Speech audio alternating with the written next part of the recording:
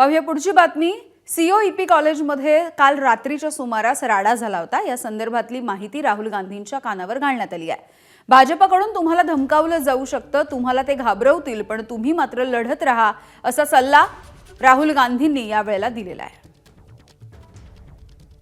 राजू सोनावणे आमचे प्रतिनिधी आपल्याला अपडेट्स देत आहेत। राजू, खरं तर राहुल गांधी हे राज्यामधल्या काँग्रेसच्या नेत्यांसोबत चर्चा करतायत आणि काल ज्या पद्धतीचा राडा झालेला होता, अभविप आणि काँग्रेसचे कार्यकर्ते यांच्याविषयी राहुल गांधींनी आता लढत राहा, मी तुमच्या पाठीशी आहे असा सल्ला दिलाय।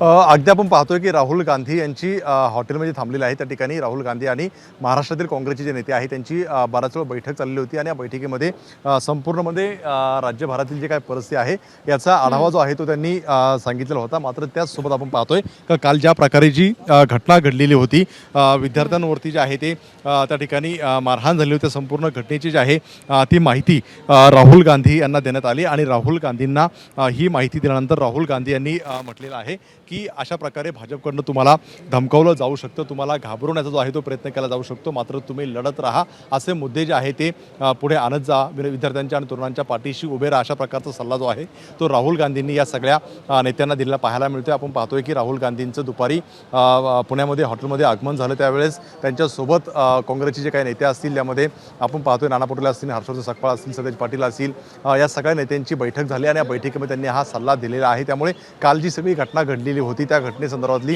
संपूर्णपणे माहिती जी आहे ती राहुल गांधी यांना देण्यात आलेली आहे। त्यामुळे आपण पाहतोय की पुढच्या काही वेळामध्ये राहुल गांधी या हॉटेलमधनं बाहेर पडतील आणि कार्यक्रमस्थळी जे आहे ते पोहोचणार आहे। साधारणतः 5:30 वाजता राहुल गांधी या ठिकाणून बाहेर पडण्याची शक्यता आहे आणि साधारणतः आपण पाहतोय की 7:10 राहुल गांधी जे आहे ते संवाद साधायला सुरुवात करणार आहे। त्यामुळे आता काँग्रेसचे नेते ही बैठक संपून जे आहे ते कार्यक्रमस्थळी दाखल व्हायला सुरुवात झालेली आहे। त्या ठिकाणची जी काही अरेंजमेंट आहे ती करायला सुरुवात झालेली आहे। त्यामुळे आता राहुल गांधी नेमकं युवकांशी बोलताना काय संवाद साधणार आहे, भाजपवरती कशा प्रकारची टीका करणार आहे, जी काही काल घडलेली घटना आहे त्याचा काही संदर्भ देणार आहेत का, हे पाहणं सुद्धा महत्त्वाचं राहील। अगदी राजू, धन्यवाद। तुर्तास माहितीसाठी अपडेट्स जाणून घेत राहू।